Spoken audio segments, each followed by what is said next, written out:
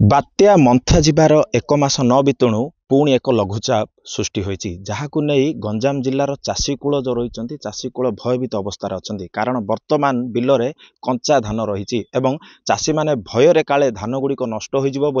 काटी नेउछंती आमे अछु एक बिलर आम सहित किसी चाषी जोड़ी होती सहित सीधा सड़क कथा पचारि बुझा माँ केते भयभीत होइकी अछ एवं केमती देखुचंदी धान कोन पय कटुछ धान वर्षा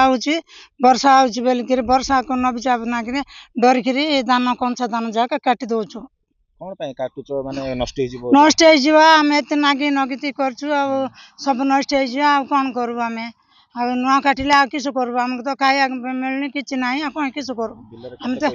केते पैसा नागे नागी नगीति नगेयार आमको से पैसा मध्य आमको मिलिया ना आर वर्ष सींतेला ए वर्ष आउ तो रींतेला आम किस करू कौन करू किस करू हम बय क्या काटी दौचु कंचा धान ठीक अच्छे आम सहित आउ किसी चाषी माँ कौन कहे केते भयभीत होइकी अछंती एई वर्षा को नहीं आउ केते भयभीत आर वर्ष तो इंदी खेती है ए वर्ष हेले मध्य इंडिया का खेती होची एबे तो पानी भर्ती हितिला जे 5 लिटर पेट्रोल आनी पानी पंप रे काढलु आउ थरे एबे फेर भर्ती जियो आमे कोड केते पैसा लगेई पानी काढथु आउ थरे दुआ बंधा कटा मळा मंथा सब केते टंका खर्च होची अब कि भरण के 5000 खंड खर्च होतो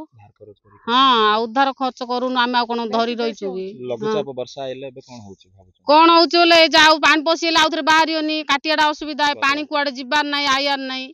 गजा है जीवो सेति भाई बोले भयर आमे काटी हां निश्चित भाबरे जो परि भाबरे सुनुथिले कि धान गजा है जिबार मध्ये गोटे प्रकार भय अछि मासी कोन कहिबे केते डरी के अछंती वर्षा को डरी कि केमति धान कंचा धान गुडी को काटुछन कोन कंचा पाची नै कंचा उडी नष्ट है जियो गजा है जेले कटा होची नष्ट हेले दौ नाहंती सरकार दौनी क्षतिपूरण मिलुनी नष्ट होची किनी आमे चलु केमति आर वर्ष भी समधी आर वर्ष भी सिमधी हितला गजा जाको सुके कि 3 थनाई नोट एलु सुके कि बांधिलु बिले अधा रहिला घरे गलानी किछि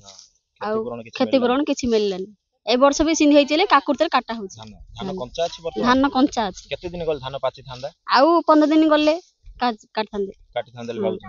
निश्चित भाव में आम जदि कहवा धान आ 15 दिन गले कटा होता किंतु जेहेतु आगामी दिन में लघुचाप अच्छे यह नहीं भयभीत अवस्था चाषी मैंने धान गुड़िक काटी सुरक्षित जगह को नहीं जाउछंती। छत्रपुर ब्लॉक रु भगवान दास को रिपोर्ट, कनक न्यूज।